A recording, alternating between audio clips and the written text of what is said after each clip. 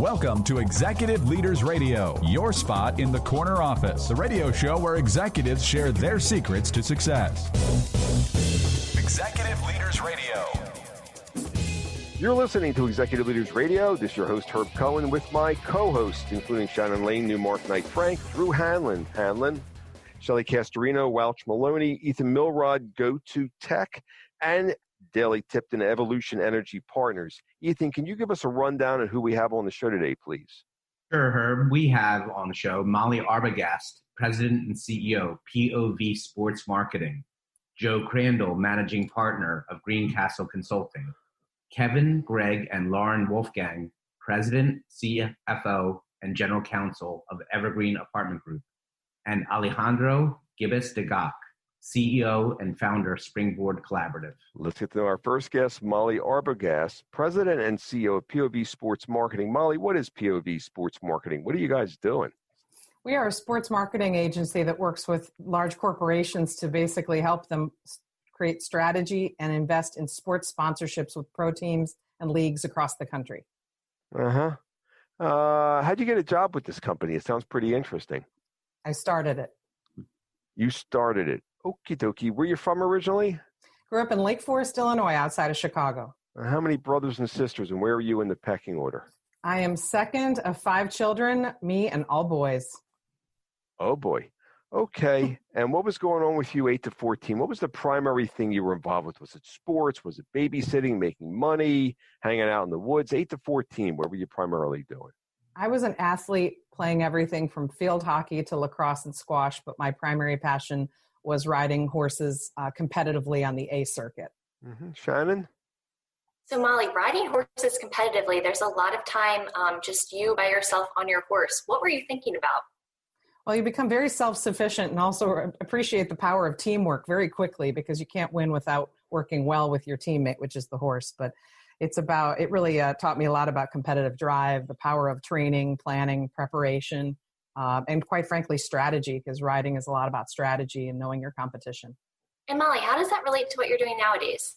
It's everything. I mean, marketing is everything I just described in a lot of ways, and sports is just a conduit for marketing. So it's a lot of fun when we're working with our brand clients, investing in everything from NFL teams to minor league baseball or NHL teams. We have to have all that planning and preparation in place. Ethan? Molly, I want to go back to your family dynamics. You're one of 5 with lots of boys. What were the dynamics like? What was dinner table conversation like? It was about survival of the fittest and being able to keep up on what was going on in sports actually was a huge dinner table topic. And just being able to get a word in edgewise as Irish Catholics.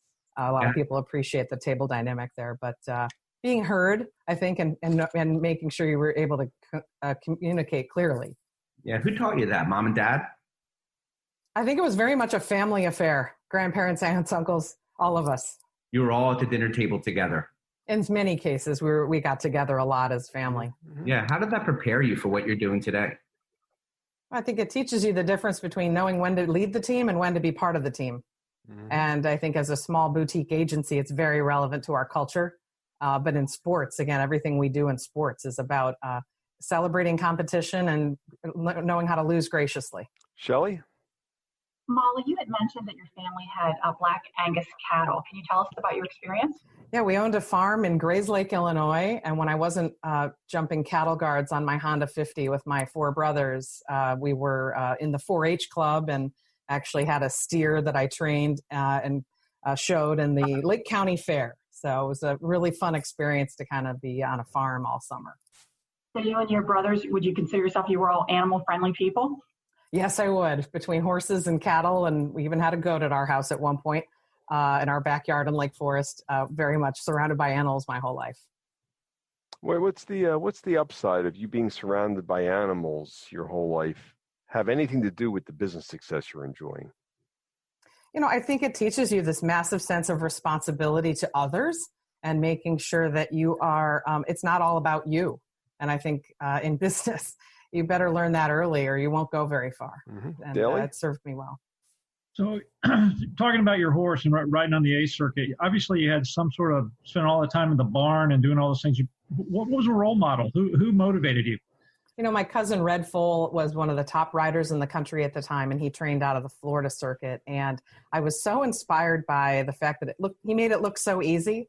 And it really made me want to train harder so that I could, partially compete at the level that he did. But he was a huge inspiration. And again, just keeping up with the boys my whole childhood was a big part of my narrative, and realizing that I could compete and win against the boys really served me very well in my career.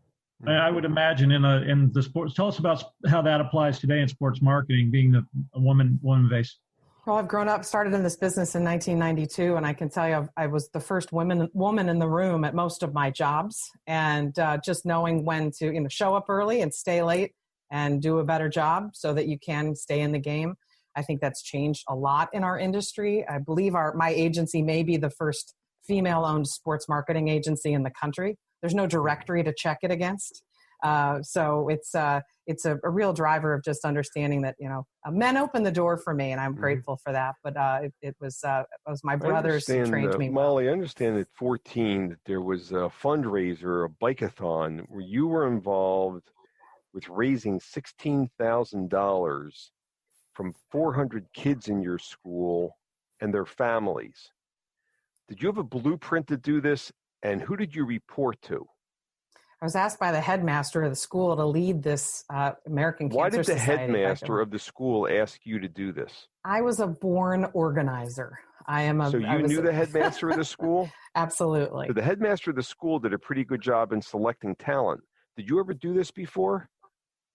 Before raising the money when I was in ninth grade? No, I didn't. How'd you know what to do? I think a lot of it was instinct and asking the right people to guide me and creating a team of people that helped me achieve the goal. It was very collaborative. Give me that again. It was instinct and then also finding the right people to guide you. So your instinct is to organize to get a vision and to organize people around the vision? Absolutely. That's what we do in business every day. What are you talking about? I know you did it when you were 14, but what are you talking about? Yeah, it's so interesting how, they talk about leaders being born, but I think leaders are really challenged, and they either have the skills to rise to challenge. And when you can find that in a little kid, you just see gold. Ethan?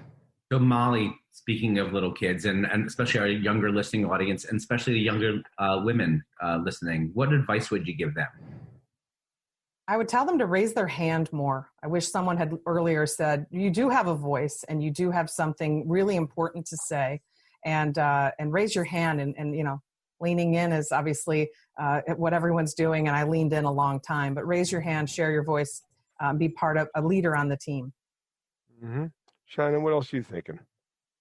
So Molly, you left your job working with the Philadelphia Eagles in 2016 to start your own company. Where did that courage come from, especially to start a company in a predominantly male-dominated industry? It's something I always wanted to do, and I sat across the table from a lot of agencies and brands over 25 years who didn't have a plan, allowed me as the seller to set the plan, and I decided that there was a real need for what I could offer the sports industry, and I'd been thinking about it a long time and just said now is the time. It's the right thing to do and go build this organization that I've envisioned for over a decade. Mm-hmm. So it's the same thing that would happen when you were 14 and started raising money from those 400 kids and their families. It's like you have a natural way of pulling a plan together as well as pulling the people together, don't you? I think it's a little bit of a gift, if I can say that. Uh-huh. What did mom and dad do for a living, and who are you more like?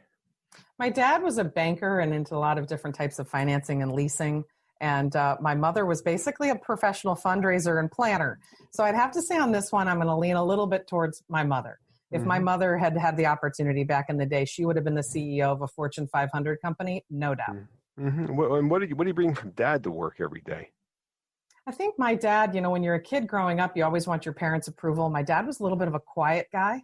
And so I'd always work a little harder to finally get him to say something like, gosh, you way to win the state championship. But he wouldn't say anything until you won the state championship. So I think it is a little bit of, you don't always need the accolades, just stay the course and work hard. And this was, you were competitively showing animals when you were a kid, weren't you, with the steer? With on the horse show circuit, yes. Well, what's the website address for this organization known as POV Sports Marketing? POVsportsmarketing.com. Well, that's easy. Give me that one more time. POVsportsmarketing.com. POVsportsmarketing.com. We've been speaking with Molly Arbogast, President and CEO of POV Sports Marketing here on Executive Leaders Radio. Don't forget to visit our website. It's executiveleadersradio.com. To learn more about our executive leaders, it's executiveleadersradio.com. To learn more about our executive leaders. We'll be back in a moment, right after this break. Don't go away. We'll be right back. You now can recognize your deserving business advisors on our nation's leading Business with Heart radio show, executiveleadersradio.com. Yes, you can recognize your deserving business advisors on our nation's leading Business with Heart radio show, executiveleadersradio.com. Simply visit executiveleadersradio.com, securely enter their info, and we'll reach out to spotlight your deserving business advisors on our nation's leading Business with Heart radio show, executiveleadersradio.com. Don't wait. This radio and online social media and search engine exposure is quite valuable to your advisors. Yes, this radio and online social media exposure is free and quite valuable to your business advisors who deserve to be recognized. Visit executiveleadersradio.com now to nominate your deserving business advisors.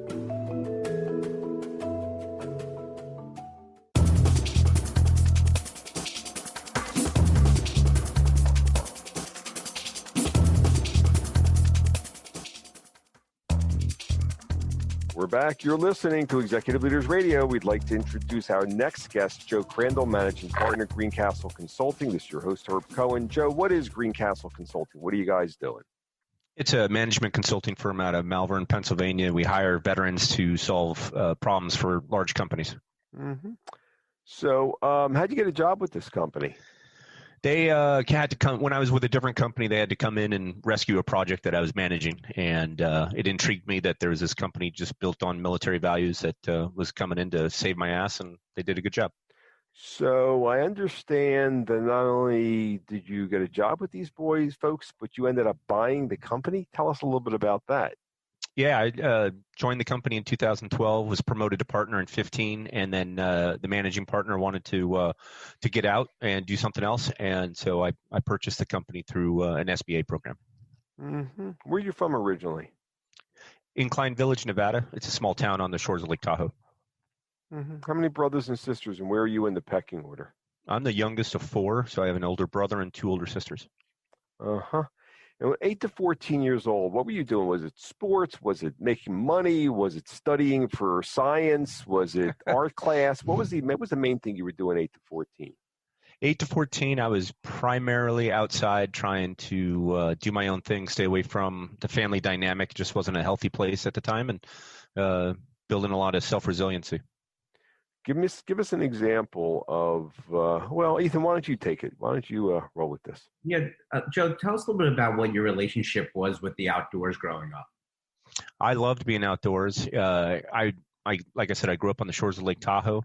I would go swimming all 12 months of the year. If it was December, me and my buddies, we would go down to the lake and jump in the water and swim. If it was January, February, March, didn't matter. The lake was a very huge part of it. And then the mountains, go hiking.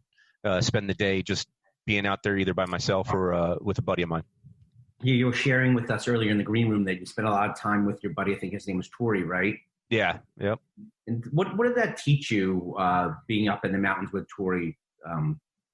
Well, we were real young, and it taught us really how to rely on each other and the importance of team and getting things done, regardless of circumstances. If you're 5 miles away from home and you walk there, and you get hurt or something happens, you gotta be able to figure it out. So, how did this importance of team show up for you later on? I think it was the primary driver for joining the Navy and then ultimately becoming a Navy SEAL. Yeah. Mm-hmm. Ellie? So you talk about joining the Navy. We talked in the green room. You made your way to the Naval Academy, got commissioned, then went to BUD/S. This incredible resolve to have that level of commitment. Where's that come from? I think it came from essentially, and I don't mean this in a negative way, but raising myself. My mom was busy working and dealing with her things, and my dad was busy working, and my siblings weren't necessarily in a position to be supportive at the time. And so you got to rely on yourself and create your own path. So how does that apply today? Where do you take that today? Oh, I think that directly applies to being a CEO of a company and being a managing partner of Greencastle. I got to be able to, like we said in the green room, take a blank slate of paper and turn it into something. Mm-hmm. Excellent. Shelley? Joe, you had mentioned in the green room that you would skip school. Why? I wasn't really a fan of the structure and the rules, and so it was easier to just not go and go do something else. I'm more of a hands-on type learner, and school was definitely not the avenue for that kind of learning. Well, if you didn't like structure, then how did you like the structure in the Navy? Yeah, I think you guys asked that in the green room too, and it was probably an epiphany, probably when I was 17, that said I gotta do something, and what I was doing in my life wasn't working, and so I needed to make a big change, and that's why at 17, without my parents' permission or anything, I went and joined the Navy. So you went to join the Navy, and why'd you do that? Because I got a letter from them that was titled, "Dear Joe, we want you to come join." And I was like, hey, they wrote directly to me. That's how naive I was, but it was probably the best decision I ever made. Why? It got me out of a small town. It got me to get some structure, get somebody to kick my butt when I was screwing off, and keep me straight and narrow. And once I got to the Naval Academy, it taught me the honor system, and that your word really does mean something. And those are things that I didn't necessarily learn as a kid. So I understand that you really did need the structure, but on the other hand, you're able to work from a blank piece of paper. I'm trying to figure out how you resolve the two.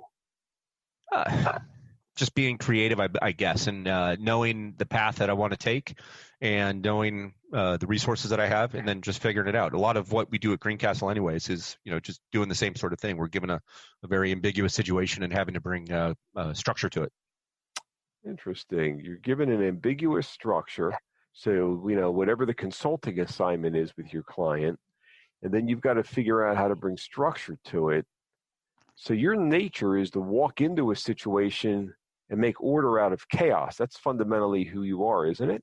Yeah, and that's actually we have 22 behaviors that drive our company, and that's actually one of them is bringing order from chaos.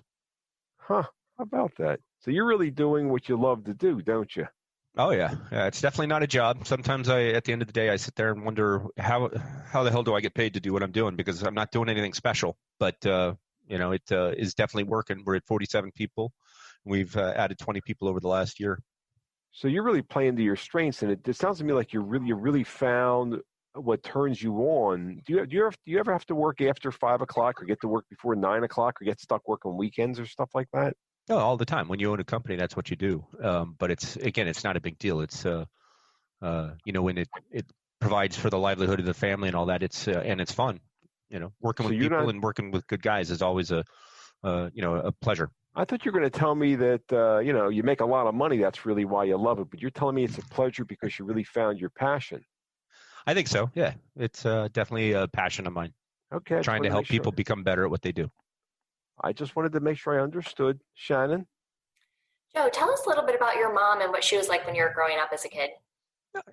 She was a very loving mother, but like I said earlier, she had the things that she had to do. She had to work. She had to take care of 4 kids, and believe me, with 3 kids of my own, I know really why she was overwhelmed, because 3 kids is a lot. 4 would just be too much. And so, being the youngest of 4, you learn a lot from your older siblings, and you learn a lot from the outside environment. So, what did you learn specifically from your mom that you carry with you today?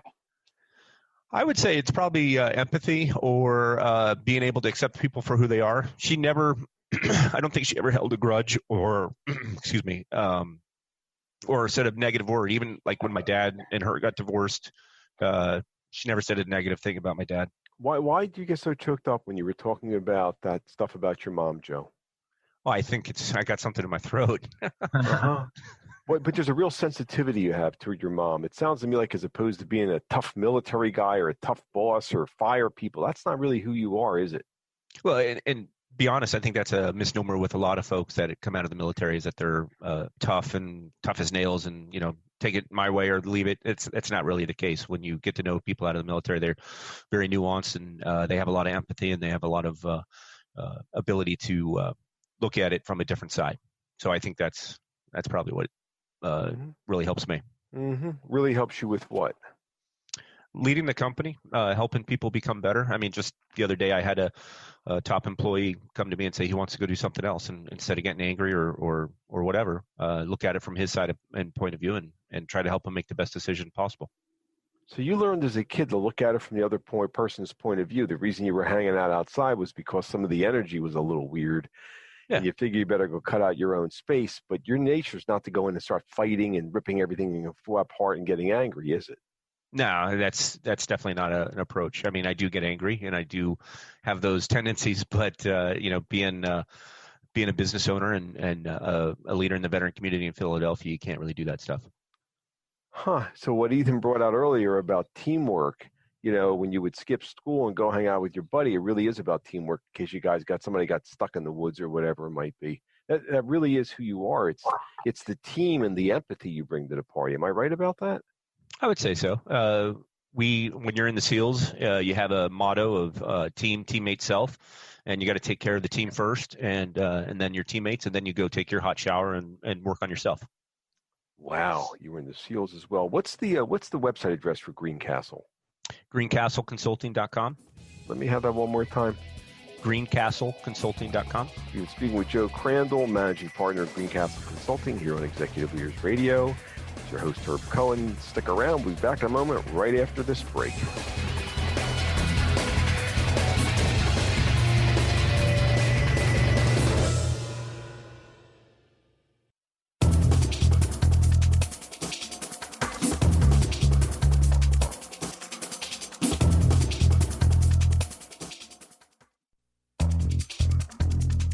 We're back. You're listening to Executive Leaders Radio. This is your host, Herb Cohen. We'd like to introduce Kevin, who's the president, Greg, who's the CFO, and Lauren, the general counsel, Wolfgang, of Evergreen Apartment Group. So it's Kevin, Greg, and Lauren Wolfgang, Evergreen Apartment Group. What is Evergreen Apartment Group? What are you guys doing? Evergreen Apartment Group owns and manages apartment communities, market rate, and now we have a new affordable division in Delaware and Maryland. Mm-hmm. Can you give me an idea of how large or how small this organization is, or how many units you have, or something like that?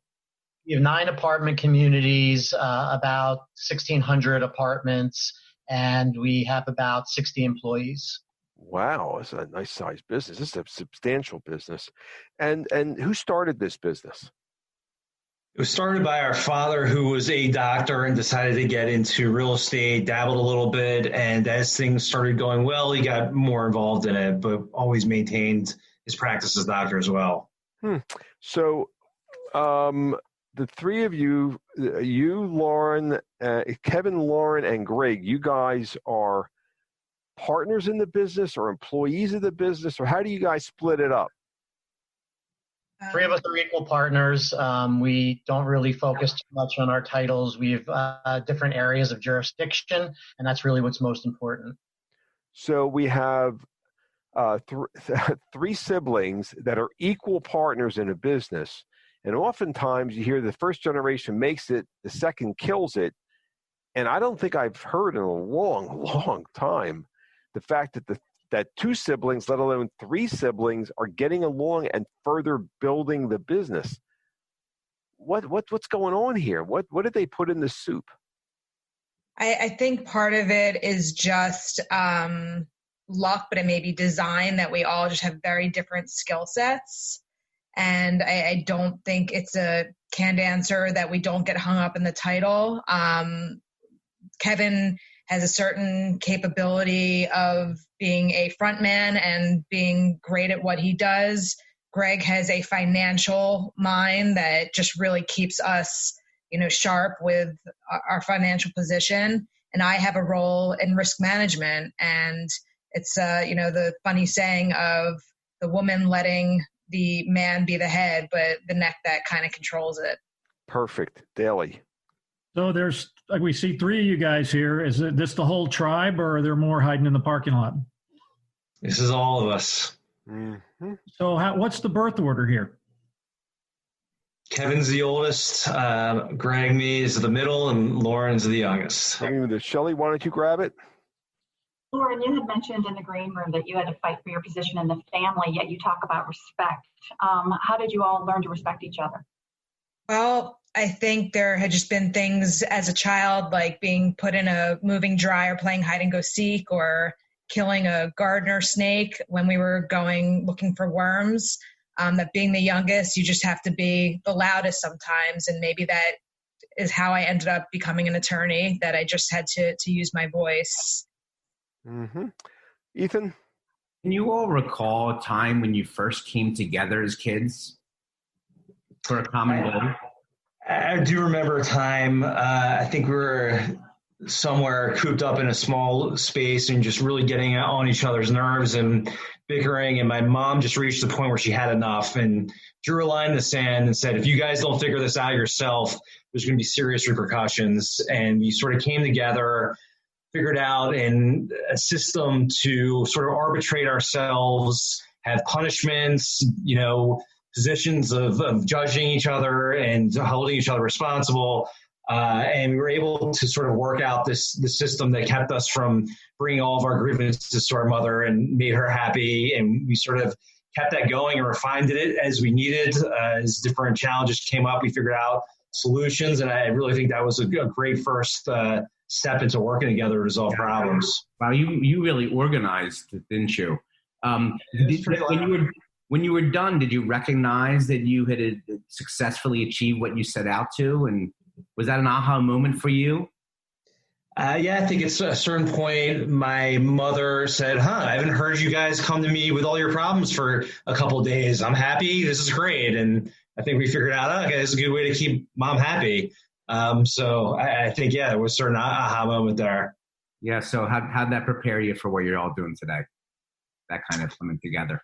Well, I think this sort of the same thing applies. We don't always agree. And when we don't agree, we sit down and talk about it. We don't fight, but we have constructive airing of our different points of view. And so far, we've been successful to come to a resolution. Well, you built a company to 1,600 units. I think you certainly have figured out how to work together and build. Shannon. Greg, in the green room, I asked who somebody was that you guys all looked up to, and you mentioned your grandfather. And when you mentioned him, Kevin and Lauren kind of smiled and nodded along. Tell us more about him and the impact he had. My grandfather was a very intelligent man. He spoke 6 languages and knew a lot about things that seemed pointless when you're a 6-year-old, but as you get older, you realize he actually imparted a lot of wisdom. I do remember him quizzing me on things and randomly showing up on tests later and being the only one who had any chance to know this answer. I insisted my parents not tell him because I didn't want to encourage him to keep grilling me on the names of every Pope Gregory in history. But he definitely showed us the importance of knowledge and obtaining it.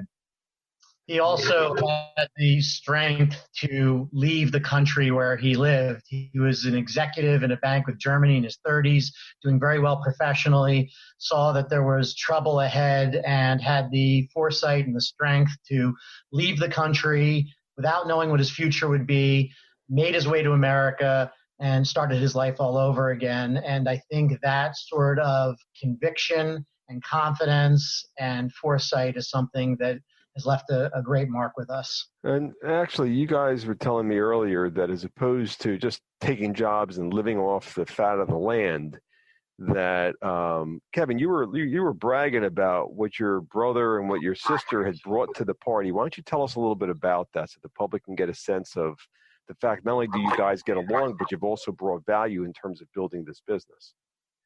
Yeah, we're very proud to have built the business that we have. We have no investors, no equity partners, so it's 3 of us. And we've each had to figure out ways to add value to the enterprise.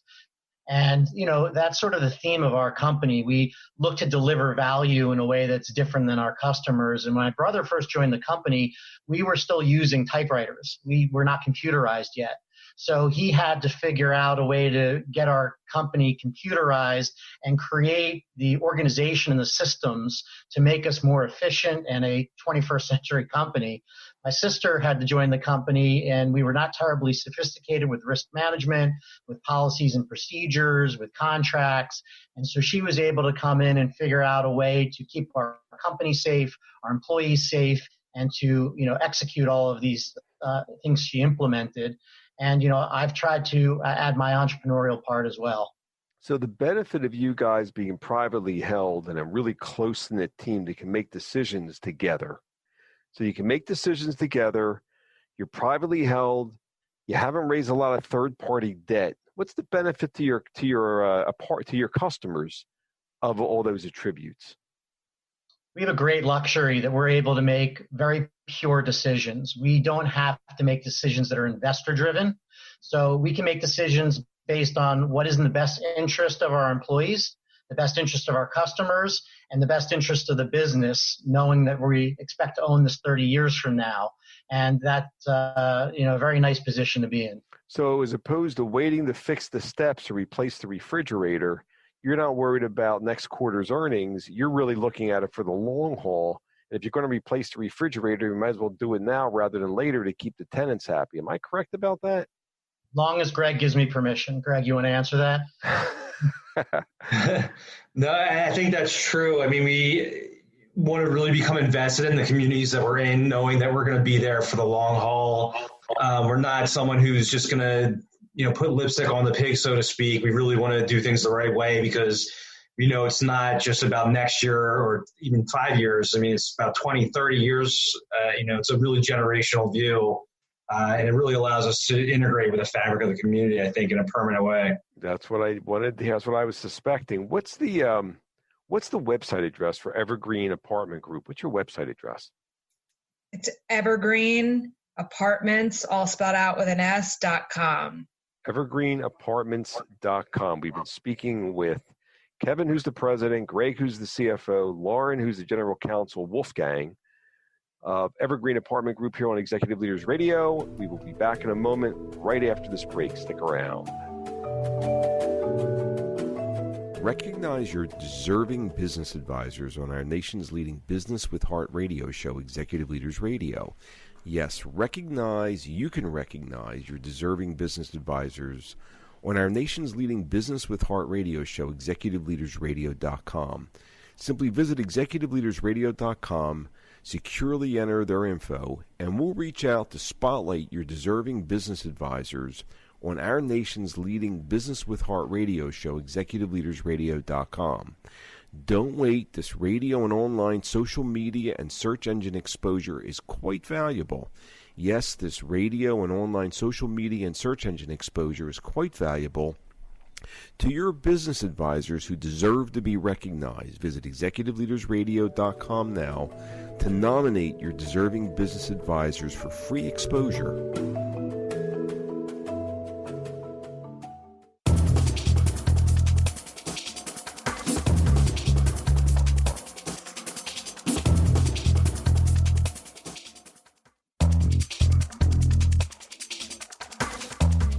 We're back. You're listening to Executive Leaders Radio. This is your host, Herb Cohen, and we would like to introduce Alejandro Gibes, who is CEO and founder of Springboard Collaborative.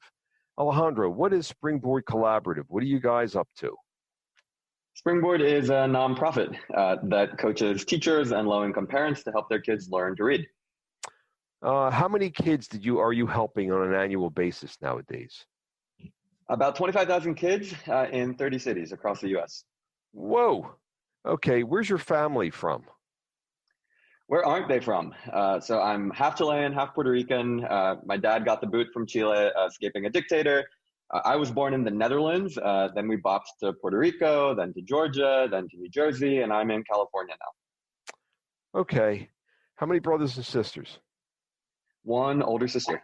One older sister. So you told me about the most underutilized asset in education is. What was that whole comment about?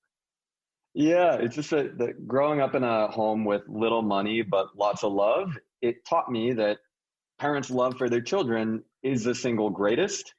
and most underutilized natural resource in education. What are you talking about? What I'm talking about is that parents are the greatest influence in their children's lives, and yet our school system all too often treats low-income parents as liabilities rather than as assets. Mm-hmm. So what are you doing about that? We're helping school communities across the country to realize the potential, the teaching potential within their families. Mm-hmm. Okie dokie. Shannon?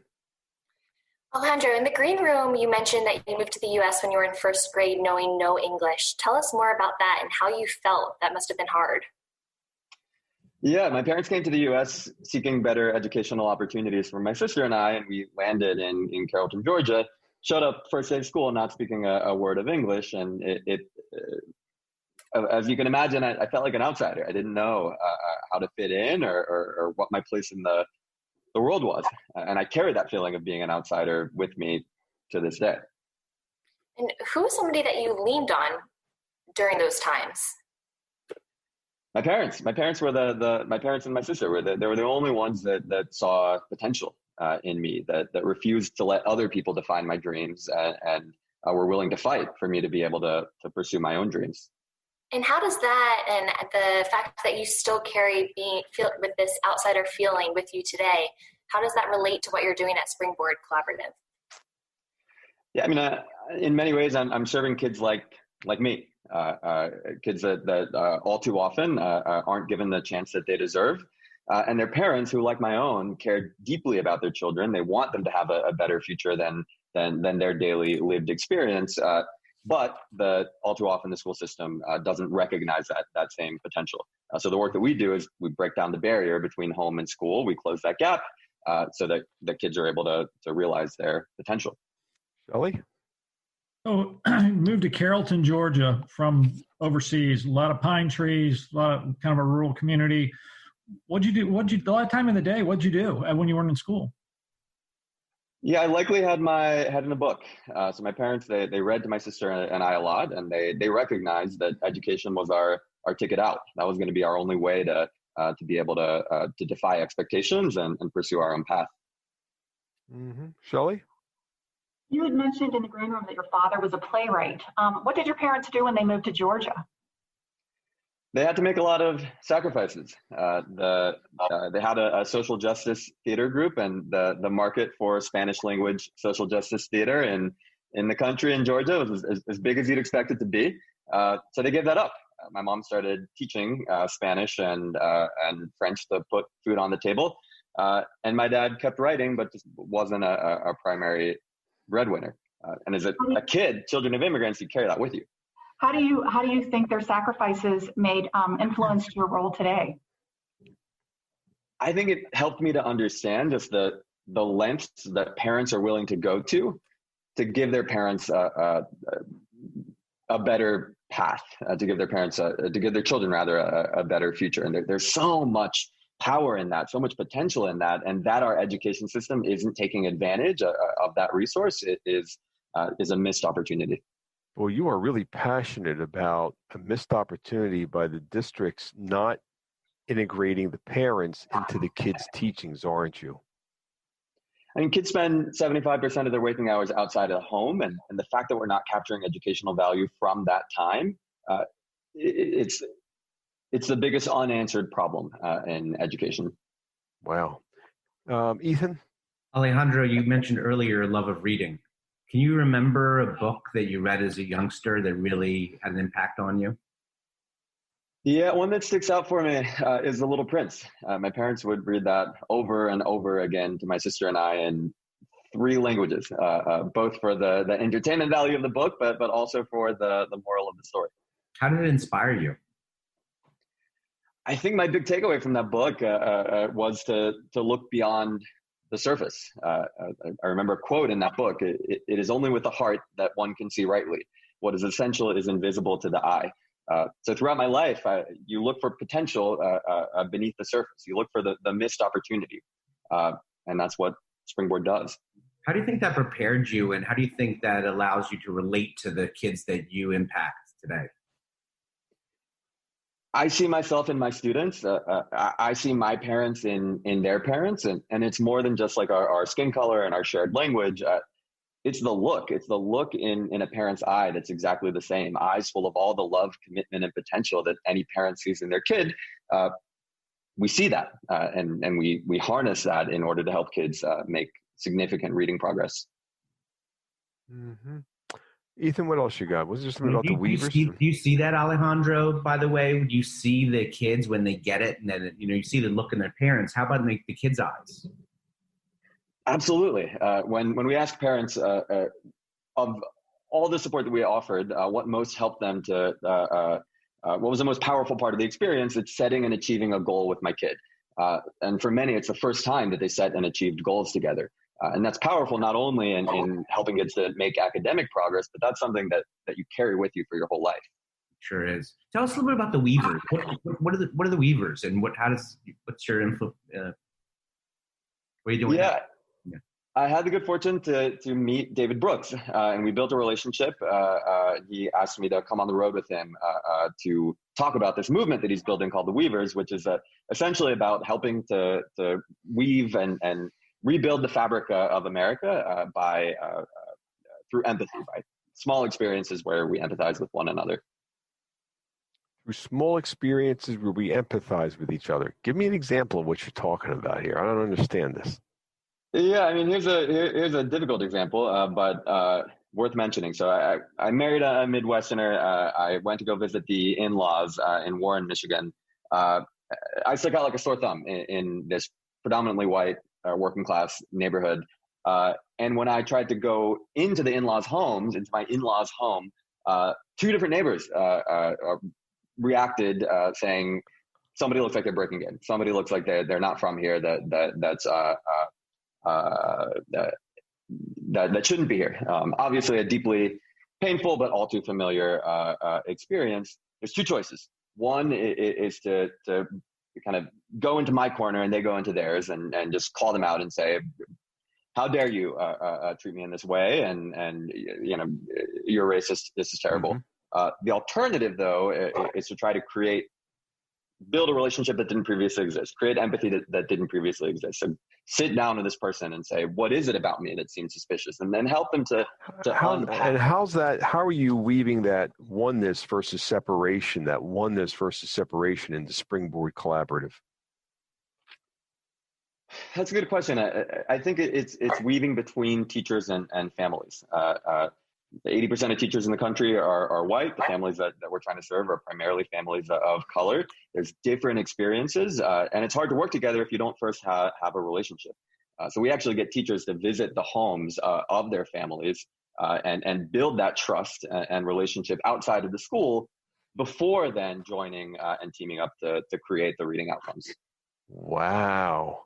You really have a vision here. What's the website address for Springboard Collaborative?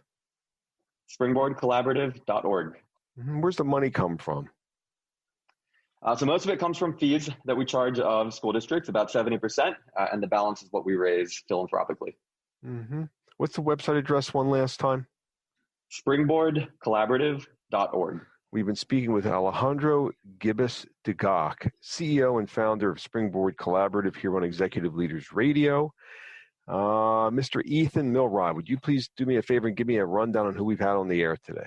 Sure. We had a great show today, including Molly Arbogast, President and CEO, POV Sports Marketing, Joe Crandall, Managing Partner, Greencastle Consulting, Kevin, Greg, and Lauren Wolfgang, President, CFO, and General Counsel of Evergreen Apartment Group, and Alejandro Gibes de Gach, CEO and founder of Springboard Collaborative. I would like to thank my co-hosts, including Shannon Lane, Newmark Knight Frank, Shelley Castorino, Welch Maloney, Ethan Milrod, Go2 Tech, Go2, and Kelly Tipton, Evolution Energy Partners, for giving me a hand structuring the questions, hopefully providing our listening audience an educational and entertaining show. I'd like to thank our listening audience for listening, because without you, we wouldn't have a radio show. Don't forget to visit our website, executiveleadersradio.com, to learn more about our executive leaders. Have a nice day. Thank you for joining us. Bye-bye.